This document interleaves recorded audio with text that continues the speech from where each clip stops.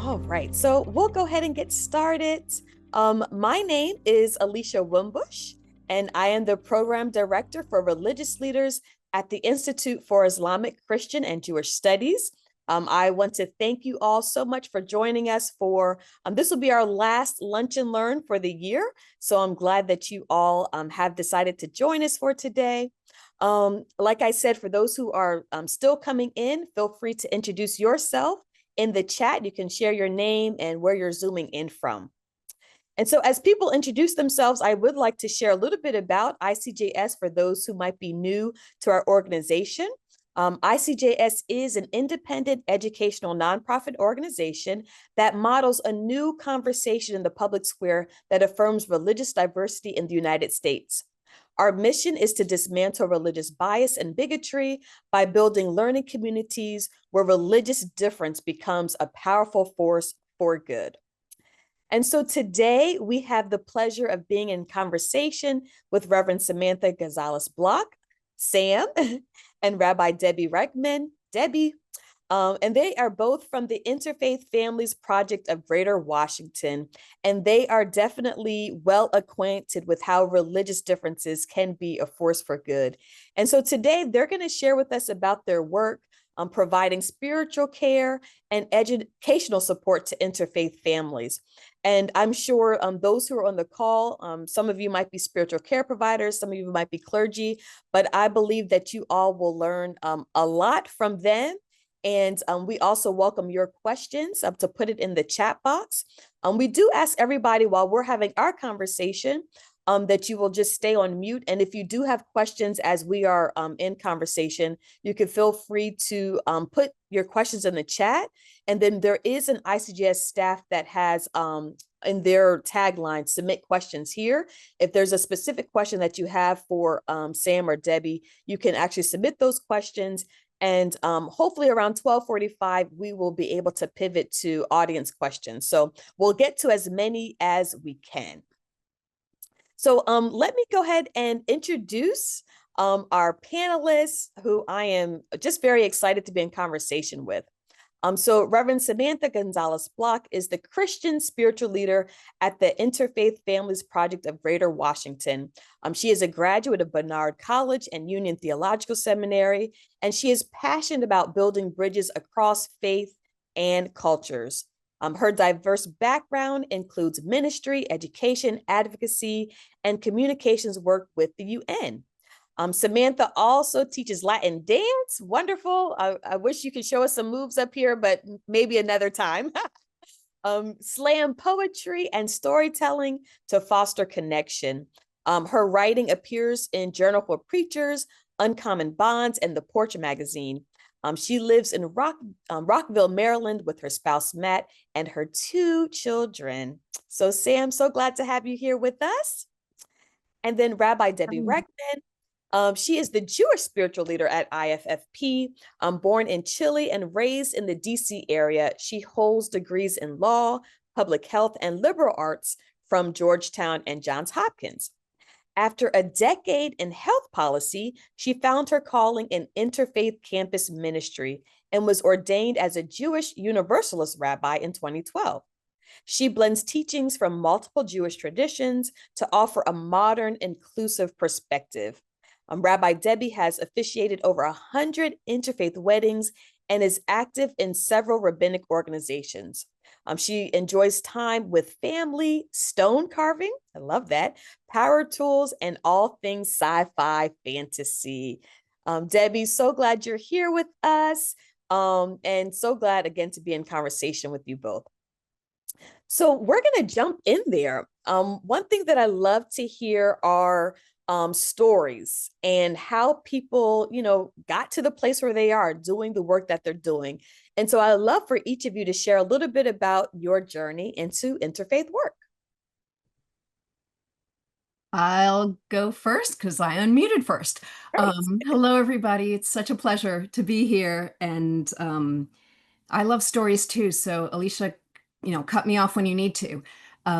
As you heard already, I started my career as an attorney, and it was unsatisfying on many, many levels. And I had the great fortune of running into my college rabbi. I mean, so the rabbi who worked at my college, and I knew him as an undergrad. And he's like, "Come talk to me." We'd been pretty close, and in that conversation, out of nowhere, he offered me a job with campus ministry. And I was like, "But I'm a lawyer." And he said, "You really shouldn't be a lawyer." He was realizing how painful it was for me. And I took him up on that leap of faith. Within minutes, I realized I was in the element I needed to be in interfaith campus ministry, was working on programmatic things. And as I worked with students, it became clear to me that there was a need for interfaith families to have a rabbi, to have somebody with a Jewish authority telling them it's okay. More than it's okay, it's great. How can I help you? Where's your path? I'll walk with you. So, with that in my mind, that was my intent when I became a rabbi, to serve interfaith families. So I did a little bit of an unorthodox, in every term of the word, seminary to get there. And I have been now a rabbi since 2012. I love what I do. I don't only work with interfaith families. I'm more than happy to work with Jewish families, but the focus of what I do is interfaith, and my approach is yes and. How can I help you? Where are you going? And how can we make this work for you, so that people actually keep their religion in their lives, keep feeling comfortable with it, as opposed to flat out no. So that is how I got to where I am. Thank you so much, Debbie, for sharing your story, a little bit of your story. Thank you. How about for you, Sam? Yes, well, good morning or good afternoon to everybody. It's a joy to be with you, and I'm sitting here thinking about what pieces of my story to tell, because, I know I want to be conscious of our time. I do want to let you know, though, as well, I am a Presbyterian minister in the PCUSA, and I've served in New York City and in Asheville, North Carolina, and now in the DC area. And I also did my clinical pastoral education, my chaplaincy in New York City at New York Presbyterian Hospital. I know there's some folks here who are chaplains as well, so that's a little bit part of my story as well. But I grew up in an interfaith home. My father is Jewish in the Reformed tradition. My mother is Presbyterian. And when my parents got married, they didn't really think about what are we going to do with the kids until they were holding my brother in their arms. And my mother's initial reaction was, maybe you should raise them Jewish. I know that's, it's the same God. And my father wasn't really practicing at the time. So he said, well, you take them to church. And so we would go to church with my mom, and then we would go do a lot of our Jewish holidays at home with my father. And then as I got older, my parents, I think, my dad, really inspired by my mother, became more active in the synagogue, and so began to take us to synagogue as well. But because we were going to church school at the same time, we weren't permitted to go to the Hebrew school at the synagogue. And that was sort of my first introduction to that little bit of rejection, or that thing that maybe something about us is different. But I felt a lot of encouragement from my parents, always a lot of pride instilled into who we are and all of who we are. And we're not only an interfaith family, we're an intercultural family and a multilingual family. And there was this idea of kind of celebrating who you are. And whenever I had questions about God, I would, ask my dad, and he'd say, "That's so great to have questions. That's what being Jewish is all about, to ask those questions." And when I would ask my mom with questions about God, she said, "Why don't you pray about it and ask God to give you the answer?" So they would always sort of approach their own traditions with a lot of confidence and joy, and invite us to explore and grow. And as I got a little older, I was confirmed in the church. And again, it was something that was important to me to do on my journey, but it was important to me to do that, but not let that be a negation of my Judaism, because it was still part of who I was. And so it was really a celebration of this piece of who I was and this connection with God that I wanted to celebrate. And then as I got a little older, I had a bat mitzvah. And it was really through that process of my bat mitzvah that I felt my calling to seminary. This is a true interfaith story. but I realized that I wanted to be a part of building bridges in this world, and I wanted to do it through the spiritual lens. And I don't think I would have gone to seminary if it weren't for the gift of growing up in an interfaith home. And when I was in seminary, I thought, well, maybe I'll do something around, womanist theology or something around social justice and religion. But as I got to seminary, I realized there weren't a lot of voices speaking about interfaith kids or interfaith families. And so I focused my thesis on how clergy can meet the needs of interfaith families. And in that process, learned about this organization called the Interfaith Families Project. And so always had my eye on it from afar. Couldn't believe that there was a community of interfaith families doing life together. And fast forward, I don't even know how many years later, I guess 7 years later, here I am now as the Christian spiritual leader for the Interfaith Families Project. So it feels like a real kind of full circle, joyful moment that this journey has led me to this. So it's great to be with you all today. Amazing. Wow, two powerful stories. And it's amazing how you both kind of came to this understanding of your calling. Like, we want to serve interfaith families, whether it's because of personal experiences or whether just seeing a need. And so, Sam, you actually did a great segue because I wanted to hear about what are the origins of this amazing community and the fact that you had kind of seen it from a distance and now here you are being a spiritual leader of this community. So, Deb, do you want to share a little bit about what are the origins of the Interfaith Family Project? It would be my pleasure. So the first thing that people kind of get surprised about is that it is a 30-year-old organization. This has been around for a while. This is not new. It is groundbreaking, I think, but it came together 30 years ago with 4 families that were Jewish and Catholic.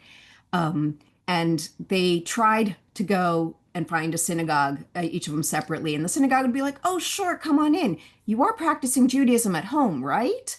And they, if they said no, they're like, oh, yeah, like what happened to Reverend Sam? Yeah, your kids can't join our Sunday school then. And then they tried a church, and the church was, oh, thank you. We're happy to have you. So we're going to have the confirmation for the kids next week. And they're like, yeah, no, can we like take it slow? And, we have this other religion going on. And they didn't feel comfortable, obviously, anywhere. And they really wanted to educate their kids. So they got together, and it was kind of self-taught, self-worked at the beginning to find a way to teach their kids both of their religions, to live their lives honoring both religions. And apparently this struck a chord with other people because within a few years, they had other folks coming in and saying, can we join you? And it grew from there. The focus has always been on teaching the kids, and it has since grown so that we have services every week, that we honor our holidays, we have high holy days, we have Christmas.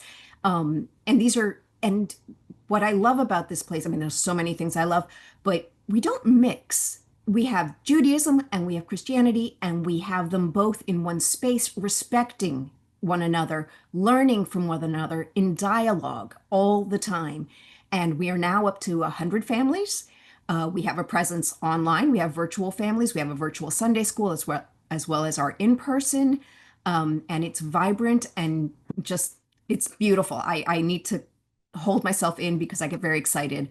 I happen to work in my dream job at my dream place. So that is really IFFP. And look us up, iffp.org. We're fantastic. Just saying. You are fantastic. And I don't think I realized that you all had been around for 30 years. And so it is groundbreaking work. And so I would love to hear from you, Reverend Sam. What would you say have been some of the myths about interfaith families you have encountered? And I can imagine some of the families in your congregation, some of the things that they have run up against as they're sharing with people. Yes, we're an interfaith family. So yeah, what are some of the myths about interfaith families, and how do you address these myths when you encounter or when people in your congregation encounter? And both of you can actually share on that one. So go ahead. Yeah, well, thank you. So I think Debbie sort of got us into it, which is great, which is this idea of like syncretism. And are you creating a new religion, or is this Jews for Jesus? What is this exactly? And the truth is, really, it is these two traditions side by side, respecting one another, and trying to kind of share the tradition the best that we can, teach it, practice it, alongside one another. And the beauty of that really is it is kind of like the world coming together. When we lead our Easter services, I'm not just preaching for our Christian members. I'm preaching for their whole families, and sometimes their extended families as well. So I'm making sure to preach an Easter sermon that's true to the spirit of my intention of the gospel. I'm sharing about Jesus, I'm sharing about the stories, but always keeping in mind that my audience is an interfaith audience. And my hope is that anybody who attends can grab hold of something from that service to take home with them and think about, that they know that that sermon or that service is written with great intention and care for everybody in the room. So Debbie and I choose our language very carefully. When when Debbie leads our high holiday services, she's constantly explaining what is happening here. This is what we're about to say in Hebrew. And it really is kind of this invitation to not just go deeper into your own tradition, but to appreciate your partner's tradition. And then for the children who are learning about both, to really have a fullness of understanding of who they are. And then the extended relatives who are there are able to say, oh, wow, my child is really getting, or my grandchild is really getting a deeper understanding of who they are. And I'm so glad for that. So I think a lot of that is like this piece of invitation, and our doors are open. We say, like, bring your neighbors, bring your grandparents, we're always happy to kind of help keep our doors open so people can know what it is that we're learning. And we have, again, our children, some of them go through a bar mitzvah or bat mitzvah process if they wish. And you see the whole family being a part of that process. We often say sometimes the non-Jewish parent is more enthusiastic. Sometimes they're planning all of the festivities, right? So it's very important to us that everybody feel a part of these rituals, but we're very clear of, this is a Jewish ritual and this is what it means for this. So I'll let Debbie share about another myth. Thank you, Reverend Sam. And you actually hit upon one of the things that we hear the most is, you're gonna confuse the kids. And we have 30 years of data. They are not confused. Children can hold competing thoughts in their minds. They do it all the time. We don't think twice about them. And even if we do, for example, I kept my maiden name and people said to me, oh my gosh, they're going to be so confused at school. And I said, well, my mom kept her name and I wasn't confused. And, so we can do this. This is what happens. And the kids know.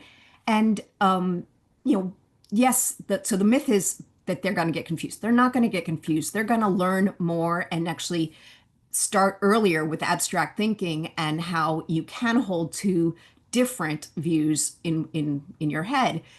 Sometimes they run into difficulties with other kids saying, you can't be that, you cannot be interfaith, or like, Christmas time, you're Jewish, you can't wait for Santa. And they're like, oh yes, we can. We get presents for Hanukkah and we get presents for Christmas, and it's the best. I'm not saying that that's what they have to do. It just tends to happen that way. But I guess the myth that don't argue with or fight with is how we address that. And what also Sam said that was really important is with the relatives. They're the ones who hold the fear the longest, and fear that their traditions are going to get lost. And then they get to see it. They see it if they come visit us. They see it at the life cycle events that we get to do, which is everything from baby namings to bar mitzvahs and weddings and the occasional funeral, and how any and all of these really can hold the two religions as equals, as one in each hand, respecting and loving one another. That is just amazing what you all are describing as far as children early on learning how to see both of these traditions, respect both of these traditions. And I'm just thinking, just in our current political environment, what a powerful lesson to learn, that somebody can have a different tradition and I can respect that. I can learn from that. I wish more people could have that experience, honestly. So thank you for sharing that. So there are some people on the call that might be clergy, and they are, leaders of their congregations, and they might have interfaith families that are coming into their congregations, whether it's extended families. And so, or whether it's people visiting during the holidays, I would love to hear from both of you. What are some ways that they can really create a welcoming atmosphere? And you both kind of talked a little bit about like explaining what are these rituals and why are we doing this? So, are there other ways that congregations can really be a welcoming atmosphere for interfaith families?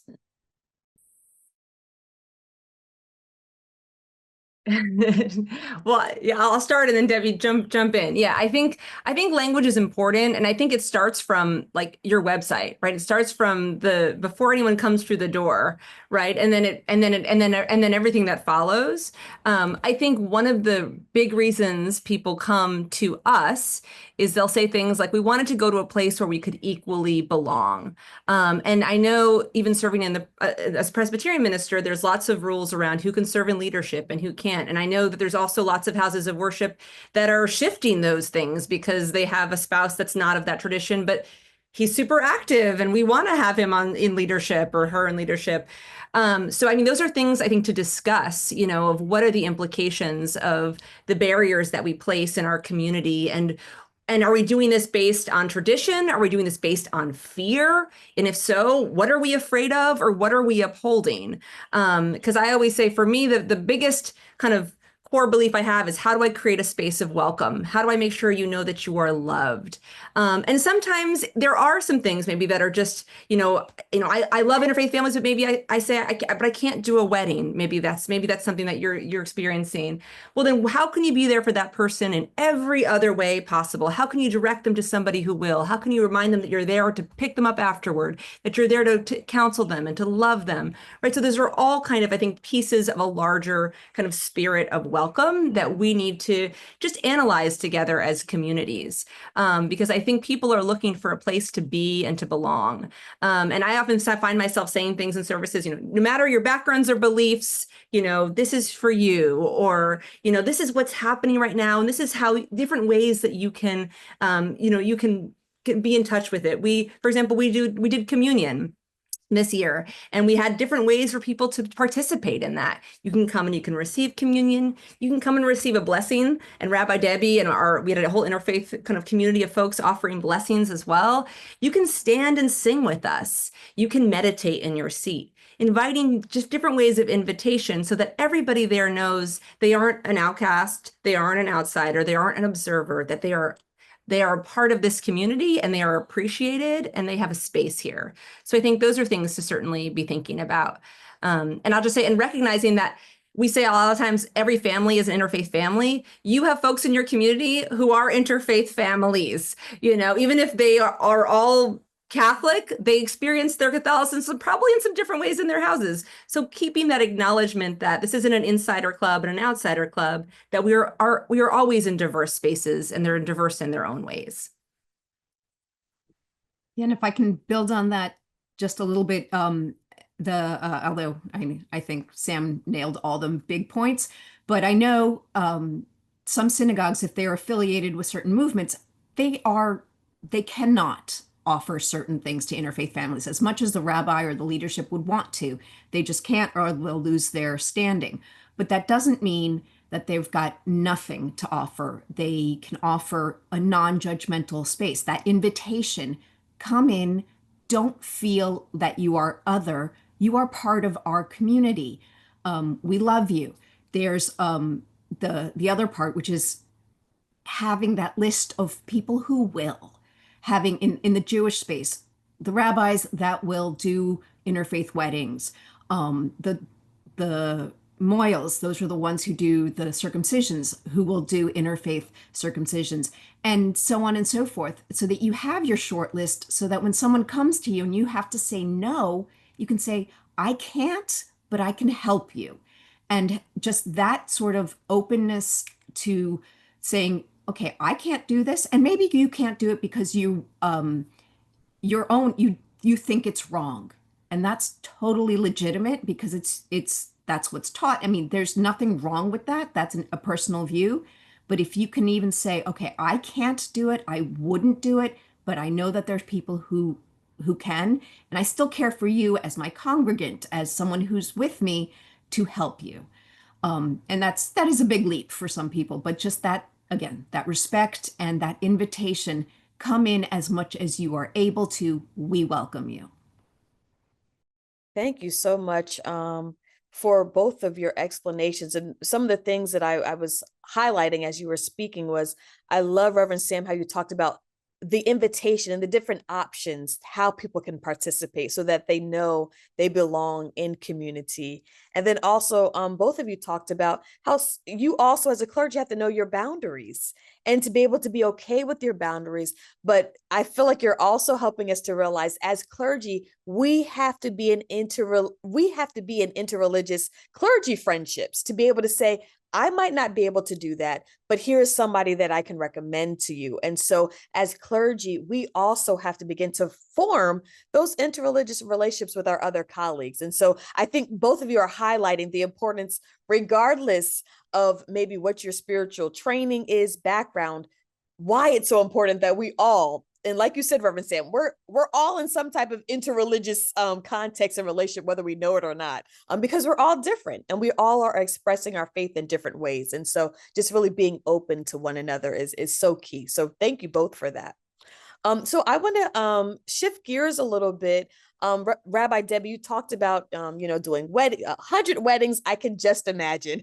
I'm sure you have so many stories about 100 interfaith weddings. I feel like there's a book in that. But anyway, as part of our work as clergy and spiritual care providers, we do accompany people during the most joyful occasions, whether it is weddings.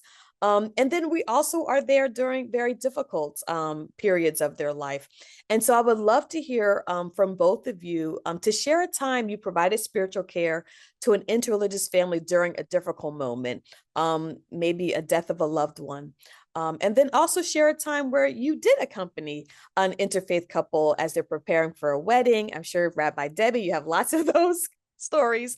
But how did you navigate the couple, the family through these different religious rituals, understanding the ritual, understanding this life cycle?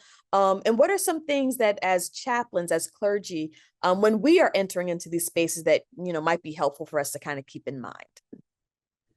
So that's a great question. And yes, I have a million stories. I'm at this point much closer to 150 weddings or Wow. more. I stopped counting. It's not the point. Um, but I'm going to actually use one example to cover both of what you're saying, the joy and the difficulty.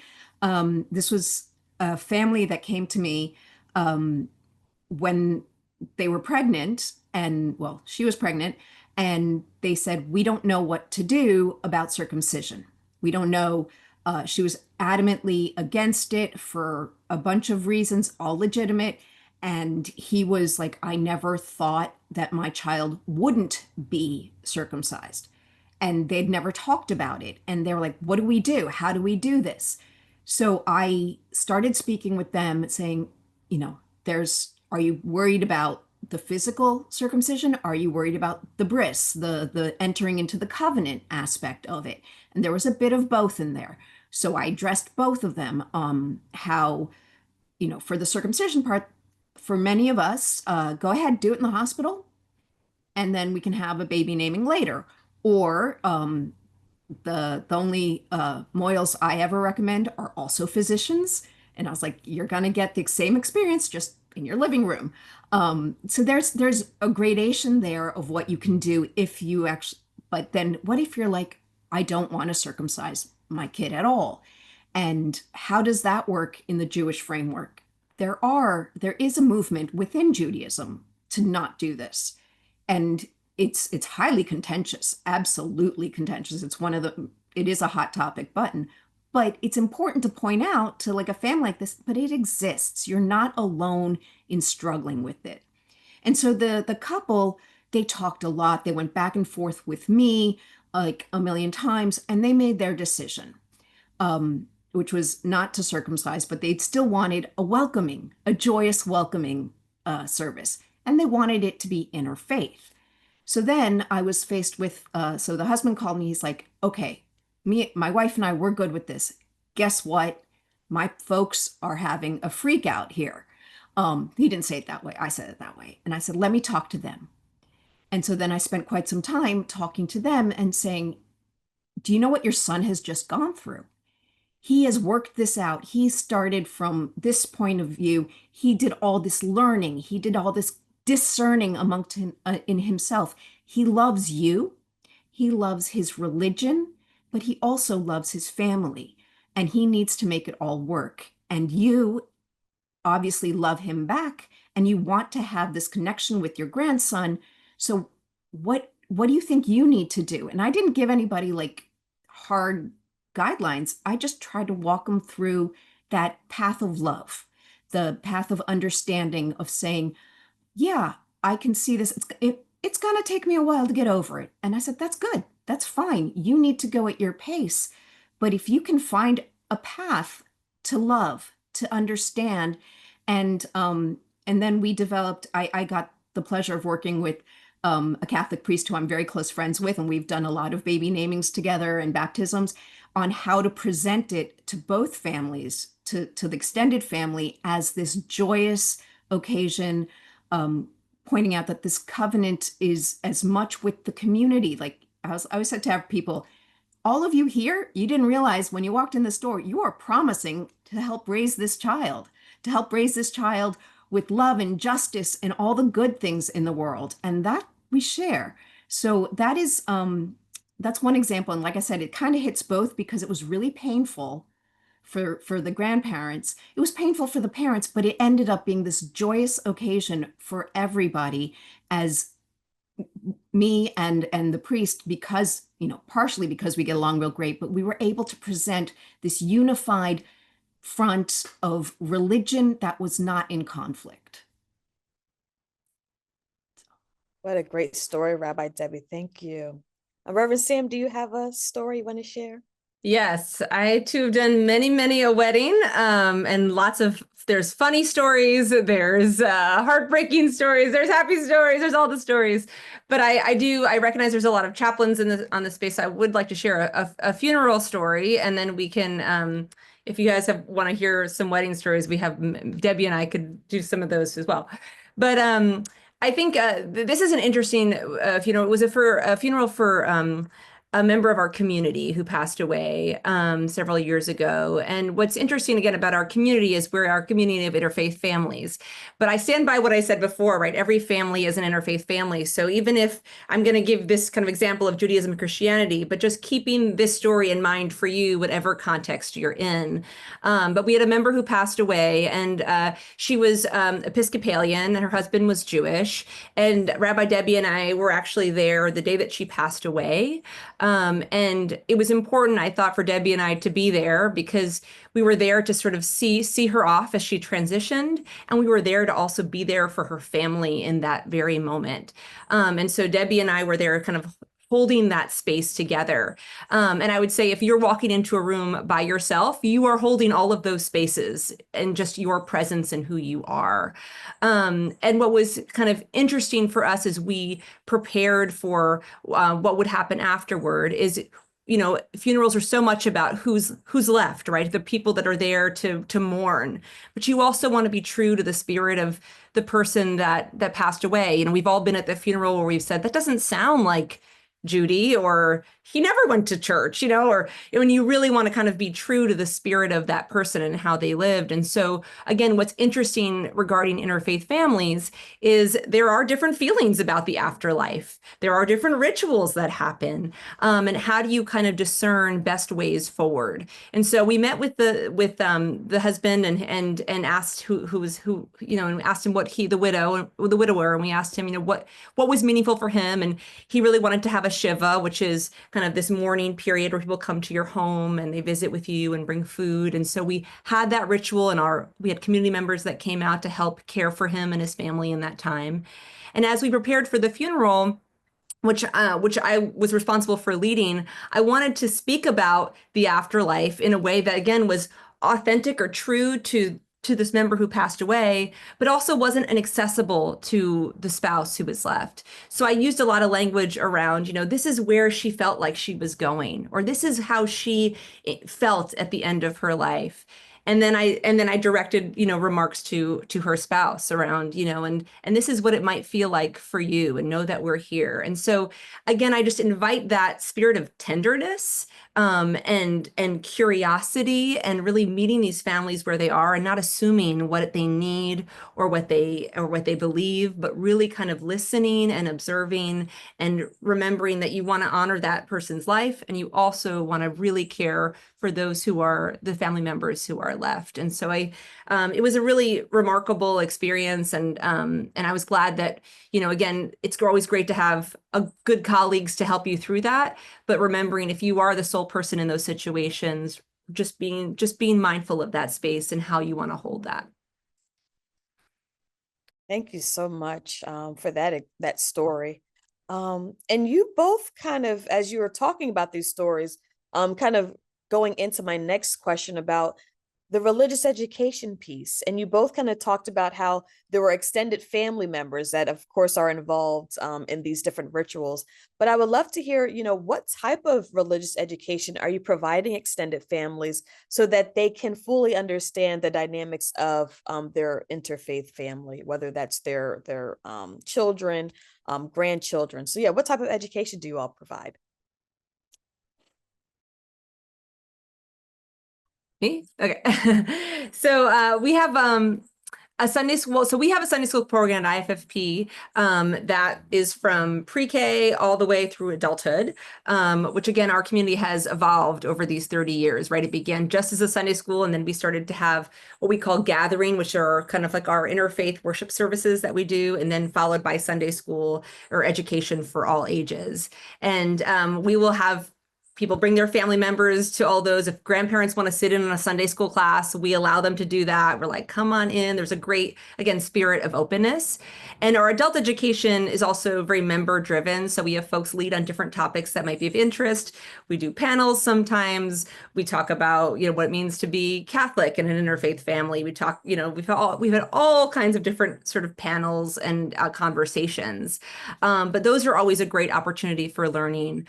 We also do interfaith couples workshops, and Rabbi Debbie and I often find ourselves meeting with people and their parents, or saying, I'll talk to your mother. Don't worry, have her give me a call, right? And helping to kind of navigate those things with folks for sure.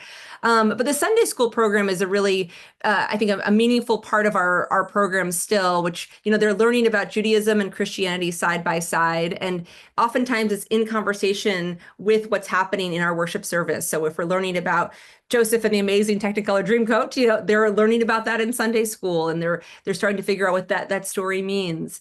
And as they get a little older, they have something called our Coming of Age program, which is much like a confirmation or kind of a preparation for bar bat mitzvah, where they are studying 6 life questions, and they get a mentor. So sometimes they pick grandma or their aunt, and they explore these questions deeply. And these are questions like, who or what is God? How do I build the beloved community? What is the afterlife? Questions like these, why do bad things happen? And then they focus on a question and do a presentation at the end. And for some of them, that is their coming of age experience, kind of that 13-year-old milestone. For some of them, they also do a confirmation within their church, or they do a bar mitzvah separately if they wish as well. And when they graduate from that, they serve as interns in the community. So they intern in the Sunday school classes, which again helps them to learn the information even more, and really articulate who they are. But I think the spirit of it is that they're learning, that they're proud of who they are, that they see themselves as bridge builders in this world, and that they're in community with other kids who are like them, who are also proud of who they are. And then grandparents come and relatives come and cheer them on, and get to learn a little bit about, how they see themselves and what they think of the world. So it really is a village, kind of raising our young people up together. And as someone who grew up in an interfaith home but didn't have that kind of village, I'm so jealous of it and so excited that I get to be a part of it. And I just love that these kids name who they are without a blink of an eye. It's pretty incredible. Wonderful. Thank you. I just feel like I need to come and just be a part of the community. Everything that y'all are describing, it's so like, oh, I want to come. I want to be a part. So we have We're all invited. okay, thank you. Thank you. We have a couple more minutes. I do want to invite those who have questions to submit them in the chat so that we can get to them. And this is actually going to be a question for the community, but I am going to have Rabbi Debbie and Reverend Sam share, of course, out loud. Everybody else, you can share in the chat.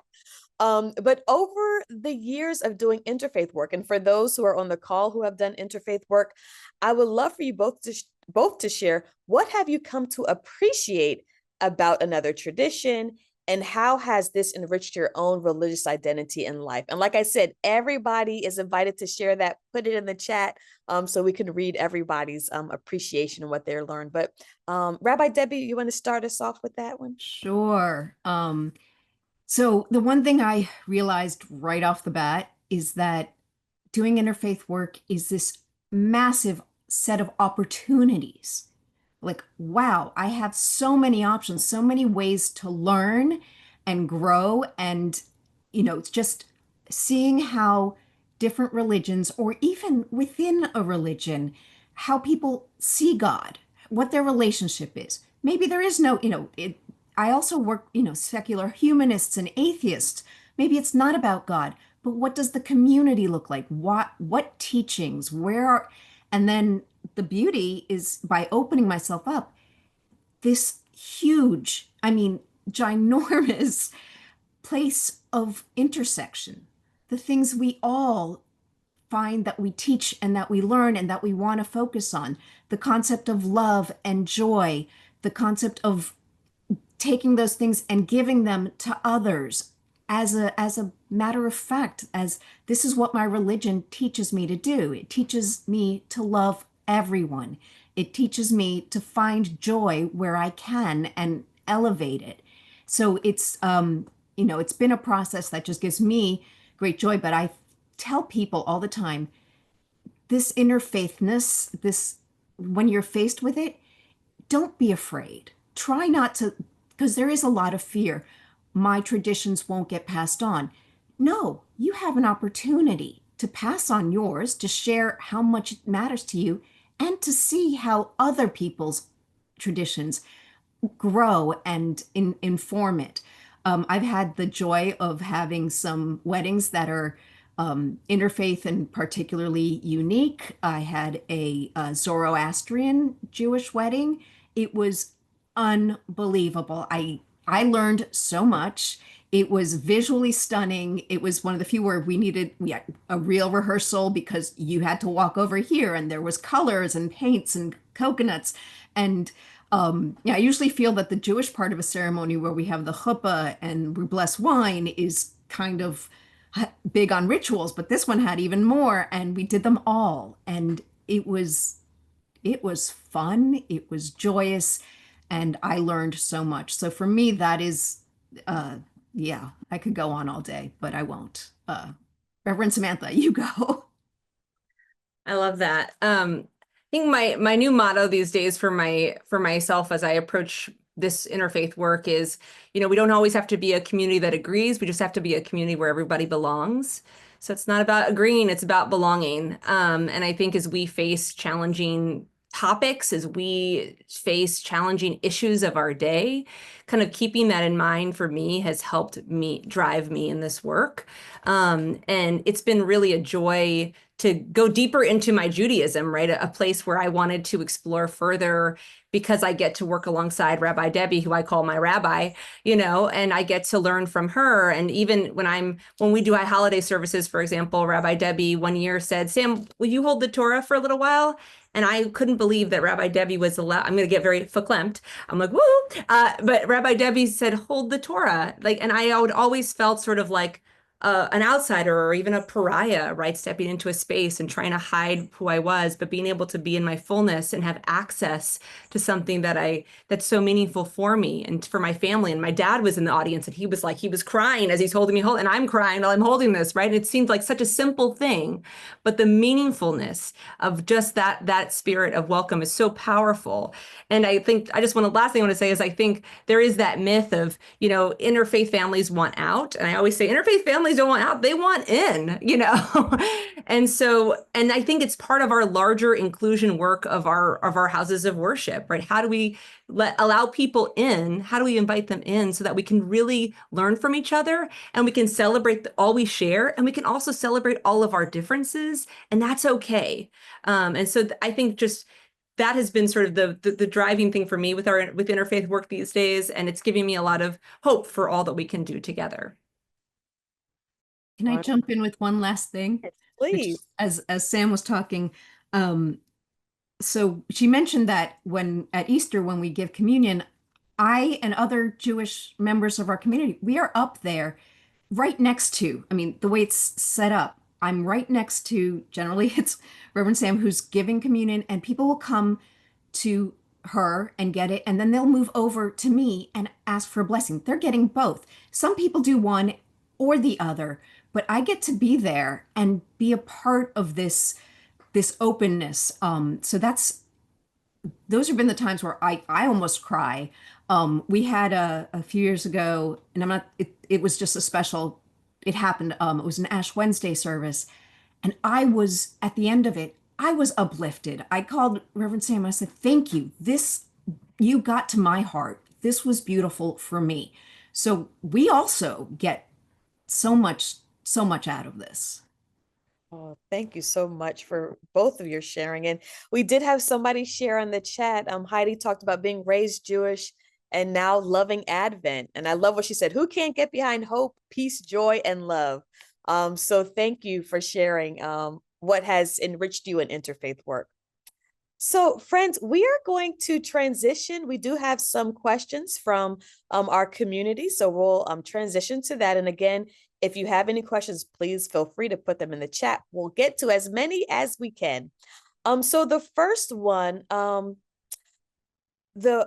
any Rabbi Deb or Reverend Sam, either one of you can answer this one.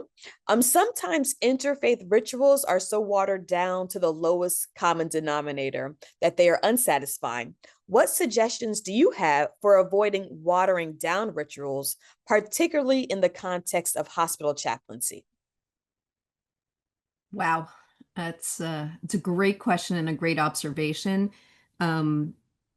So part of it, what I would say, is the realization in hospital chaplaincy, there is a different approach to illness and death from various religions, and the rituals change. Therefore, in my experience, I have the first person to talk to, if possible, is the person who's suffering, the person who's in the hospital. Sometimes, though, clearly the pastoral care goes to their family.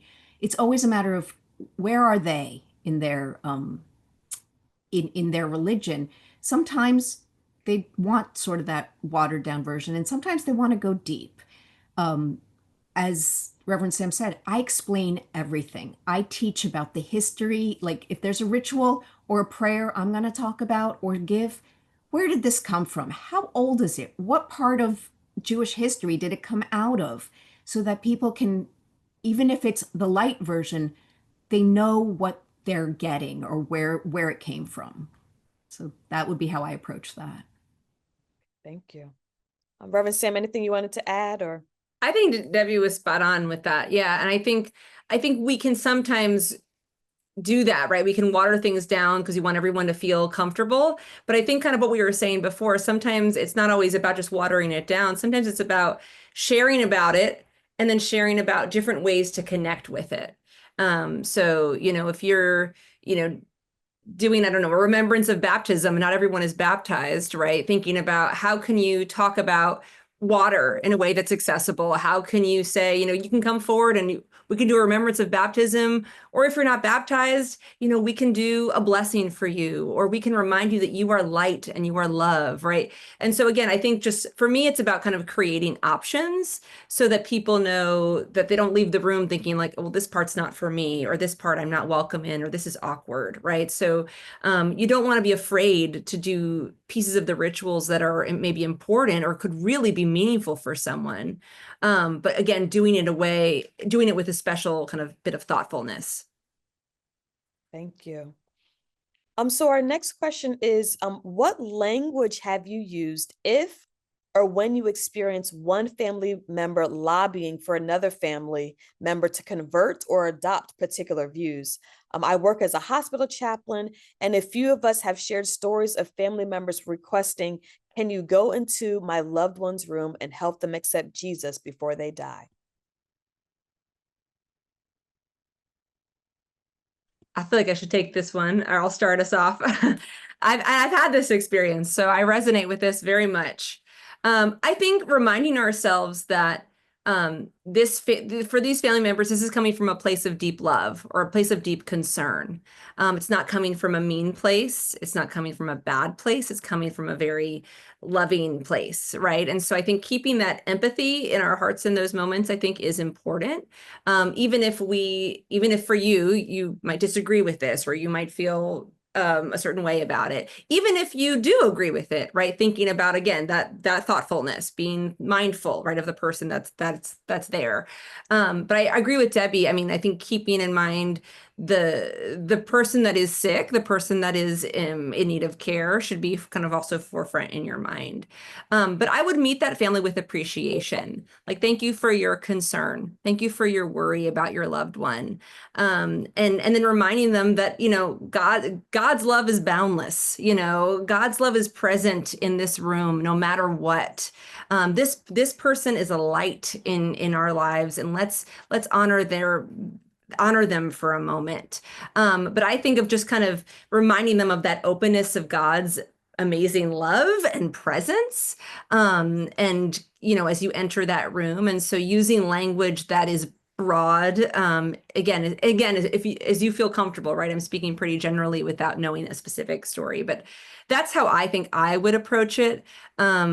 I personally, I would personally feel uncomfortable going in and doing that, but I would not want to make the family feel terrible for that desire, because I understand where it's coming from. Thank you, Reverend Sam. And go ahead, Rabbi Debbie. there is one, I mean, and it's narrow because it's pretty much only applies to Catholics, but there is, and it came out of Vatican II, in one of the many, many writings. I have it bookmarked in my computer, where it says, Jewish people are not barred from heaven. They are our brothers. So, even the church, that church kind of sees that, with that concept that God is boundless. So, and I would never tell someone, well, is your God this kind? No, that's not it. But to kind of walk them through it, as Reverend Sam said, um, there's you're coming from a place of love and care. Trust, give that trust up to your God. Hope and this, and trust that this person that you love will be cared for. Sometimes they, that's not the right thing to say. The number one thing that I know of to do is to listen very carefully and find out where that fear is coming from, because it's not always where we think it is. And then if I can see it, tease around, get around it. But in any case, it's just being supportive, telling someone, no, you can't do that, or that's selfish of you, whatever. Negative approaches tend not to work very well. Thank you. This will probably be maybe our last question. We might have one other one. But for chaplains, religious affiliation and beliefs are not required to receive spiritual care. In officiating weddings and funerals, has anyone been told that it was invalid and unacceptable to God because of not being officiated by a certain religious tradition or minister? And if you did have that situation, how would you respond, or how did you respond? It comes up. I would say that, again, this is how I learn. I look into religions. For a great many, if we have sort of the backdrop of, if it is legal where you live, then it is a legitimate union. So it is legal under the religion and God. And some will be like, yes, but it wasn't a sacrament or whatever. like I said, that's sort of the backdrop. You can sort of start from, well, it still counts. They are still a, a married couple. And then, they did it from love. If it's an interfaith and I'm already there, and that means somebody's not Jewish, they're, they're trying. They're embracing all the religion, all of it, and just saying, I'm not choosing part. Um, there you're all hitting on the questions where there aren't easy answers, and they we work our own way. There's been times where I've just been stymied. There's been a few times where I've been invited to do a wedding basically to shut up grandma whoever, like, you're going to be there, and we don't care about the Jewish part, which is hard. And then I'm like, sometimes I'll say no. If they tell me soon, I said, that's not what I'm here for. And sometimes, though, it is what I'm there for. It's very case specific. For me, it's all legitimate, and I can ideally walk somebody through whatever steps they need to take to see that. Thank you so much. Reverend Sam, have you had any situation like that?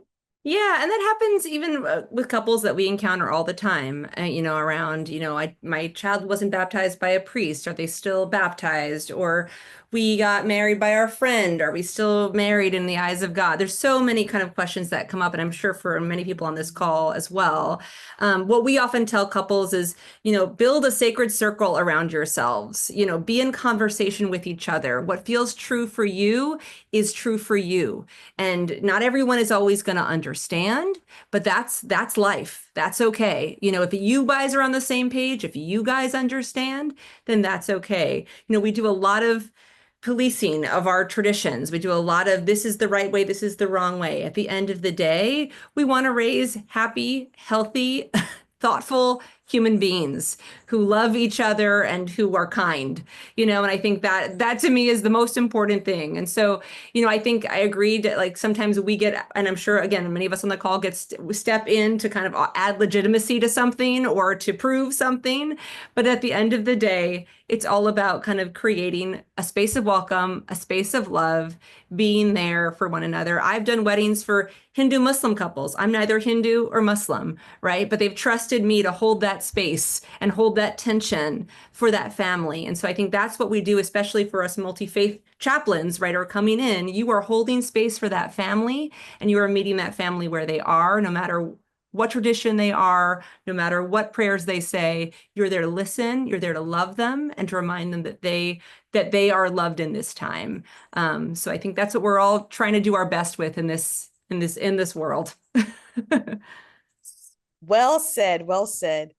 Rabbi Debbie, Reverend Sam, I have to thank you so much for this rich conversation. I feel like you gave us so much to consider and to think about, and to really bring back into our own communities, whether it's in our hospital settings, whether it's our congregation, whether we're doing military chaplain, wherever we are.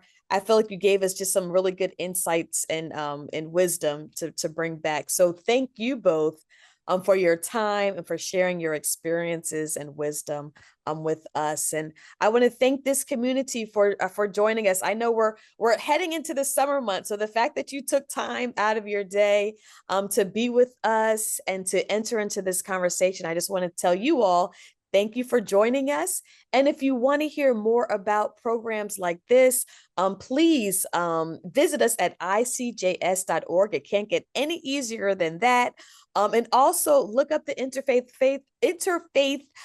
Family Project. We'll drop that link in the chat again. Please look at the amazing work and amazing community that they are.